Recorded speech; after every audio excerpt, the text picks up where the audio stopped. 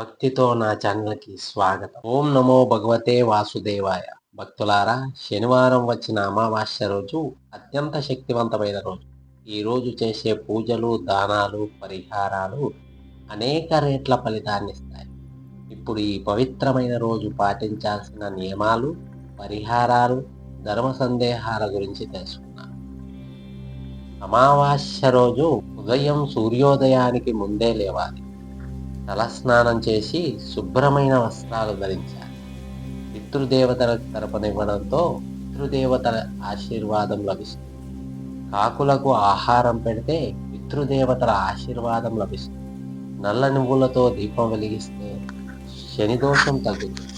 అమావాస్య రోజు పేదలకు అన్నదానం చేస్తే దరిద్రం తొలగిపోతుంది. అమావాస్య రోజు అనవసరమైన కోపతాపాలకు వెళ్ళకూడదు. తల్లిదండ్రులను బాధ పెట్టకూడదు. మద్యపానము, మాంసాహారాన్ని పూర్తిగా నిషేధించాలి.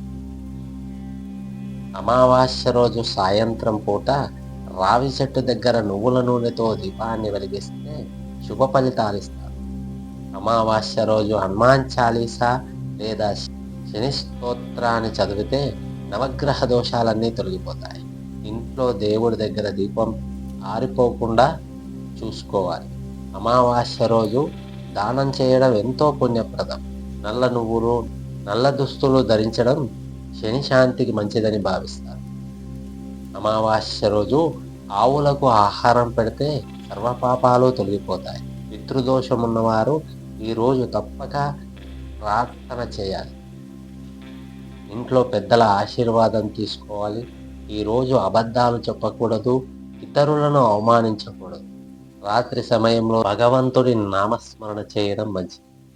అమావాస్య రోజు నల్ల నువ్వులను దానం చేయడం, ఇనుప పాత్ర దానం చేస్తే శని అనుగ్రహం లభిస్తుంది. కాకులకు బెల్లమన్నం పెట్టండి. పేదవారికి భోజనం పెట్టండి. హనుమానాలయానికి వెళ్ళి సింధూరం సమర్పించండి. నువ్వుల నూనె దీపాన్ని వెలిగించి ఓం శనేశ్వరాయ నమః 108 సార్లు జపిస్తే నవగ్రహ దోషాల్లో శని దోషం తగ్గిపోతుంది. పితృదేవతలను మనస్ఫూర్తిగా స్మరించండి. భక్తులారా, శనివారం అమావాస్య రోజు భక్తితో చేసిన చిన్న పూజ కూడా మహాఫలితాన్నిస్తుంది. ధర్మాన్ని పాటిస్తూ, పెద్దలను గౌరవిస్తూ, దైవాన్ని స్మరిస్తూ ఉండండి. ఈ పవిత్ర సమాచారం మీకు నచ్చితే వీడియో లైక్ చేయండి, షేర్ చేయండి.